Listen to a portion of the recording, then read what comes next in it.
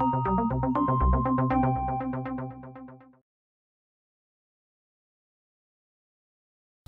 the kind of guy who doesn't believe that government ought to dictate to you what you should do in your personal life.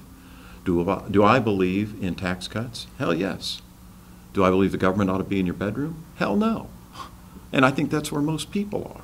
And they sort of put up different tests if you're a good enough Republican. And the first test was, are you conservative enough? You know, and that test was brought to me, and I'm a pro-life, pro-gun, anti-tax Republican. That used to, you know, be like an A on the test, but no more.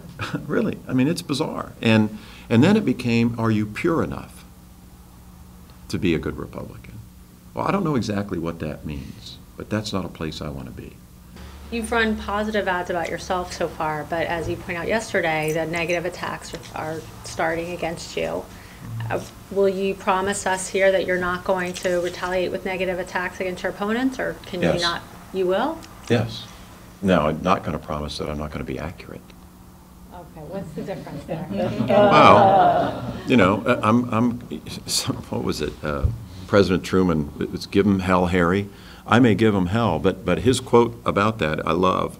I just tell the truth and they think it's hell. You know, I'm going to tell the truth. The voters have a right to know where my opponents are on different positions, and I'll stick to the issues. There will be no personal attack. But, you know, when it comes to, you know, spending or different issues that we'll get into soon, I'm sure, I'm going to tell the people where my opponents are, because they have a right to know the truth. Are you referring to the credit card spending? That's probably part of it. What do you think people need to know about Marco's credit card spending? What all it is, what he spent it on, what it was spent for.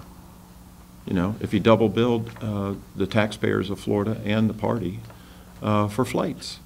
I mean, you know, to say that you're Mr. Fiscal Conservative and have all those kind of financial issues, you know, is stunning to me.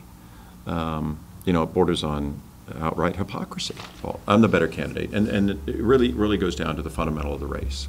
I mean, we have a dynamic in Washington, D.C. that is absolutely broken. It is gridlock. It is finger pointing. It is doesn't make any progress. And if people like that, they have two of those candidates they can send there.